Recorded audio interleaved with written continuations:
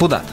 Първична, сурова, поразяваща планини, оформяща долини, създавайки земи. Там, където повечето виждат необуздана стихия, хидроинженерите виждат възможност за изграждане на хармония между природа и хората. Те вдъхват живот на впечатляващи съоръжения, язовири, които прегръщат реките, за да осигурят жизнено важна вода и енергия за милиони хора, водно-електрически централи, превръщащи енергията на водата в светлина и топлина. Всеки говори за това как, освен да се занимаваш с нещо, което ще ти носи средства, е важно и да правиш нещо за обществото и да имаш ясна позиция. Когато избирах с какво се занимавам, хидромелиоративните системи, хидромелиоративното строителство е обвързано с земеделието, което ни изхранват. С безупречна прецизност хидроинженерите проектират системи за капково напояване и дъждуване, които доставят всяка капка вода там, където тя е най-нужна, така че да подхранва земята и да поддържа реколтата. Едно от най-важните неща това е водата. Защото в момента, както виждате от 2 седмици, в момента сте такава жега, всеки ден над 40 градуса, ако ние нямаме вода да може да напояваме и да охлаждаме растенията, то тогава нищо няма да стане. В лятно време водата като ресурс започва да се губи. И тук вече е момента да се намесят точно тези иновации, които предстоят да се случат нашето земеделие така или иначе. В момента се намираме точно на такъв блок, който харчи толкова малко вода за напояване, но пък затова реколтата, сами може да се убедите, е много добра, което значи, че трябва да се мисли в тази посока за пестене на водата.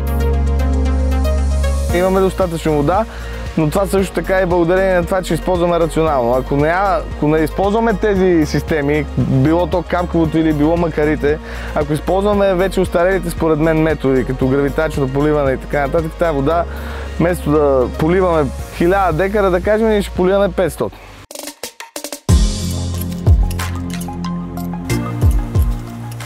Хидроинженерите създават подземни съоръжения и тунели, които остават скрити за окото, но не и за земята, която те защитават от наводнения и осигуряват сигурен път на водата.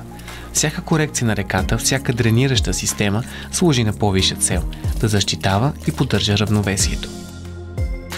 Работата на хидроинженера е изключително отговорна от страна на електродобива, защитата на хората и като цяло стопанисването на такива големи съоръжения. И когато реките и язовирите се превръщат в дом на рибовъдни стопанства, където живота процъфтява в ритъма на водата, хидроинженерите показват как човекът и природата могат да съжителстват в хармония. Дълбоко в сърцето на Родопите, там където планинските хребети танцуват в синхрон с звуците на дивата природа, се разпростира Цанков камък. Завършен през 2010 година, този язовир, разположен на река Въча, бързо се превръща в символ на иновация и устойчиво енергийно развитие. С височина на стената от около 130 метра, язовирът впечатлява със своята масивна бетонова дъгово-гравитационна конструкция, която не само устоява на налягането на водата, но и се вписва хармонично в околната среда. Както виждате, стената е с характерна форма, двойно дъгова. Това допринася за икономията на бетон чрез формата на язовирна стена. Изградена е от 23 блока. Наблизо е язовир Въча, друго изключително инженерно постижение, което се намира в живописната прегръдка на западните Родопи. С височина на стената от 143 метра и обем от 226 милиона кубически метра, Въча е не само мощен източник на електроенергия, но и осигурява напояване на земеделски земи. Предназначението на повечето от язовирите включва и жизнено важно питейно водоснабдяване. Добре дошли на язовирна стена Въча, най-високата бетонова язовирна стена в Балканския полуостров, не само в България. Съвременните хидроинженери полагат грижа за поддръжката и безопасността на тези впечатляващи съоръжения, използвайки авангардни технологии за мониторинг и контрол. По този начин всяка капка се управлява ефективно и сигурно, осигурявайки дългосрочна устойчивост. Пример за това е язовир Цанков камък. В мерителните ниши са събрани основните сензори, които следим. Това са правите отвеси. Постоянно се знае какво става със стената. В извънредни ситуации, като земетресения, например, се правят извънредни измервания, за да сме сигурни в положението на самата стена.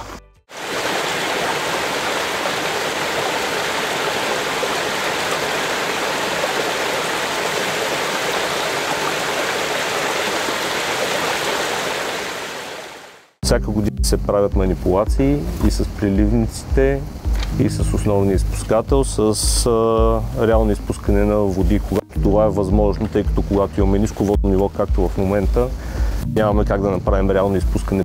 Обучението по хидроинженерство в Университета по архитектура, строителство и геодезия е не само теория.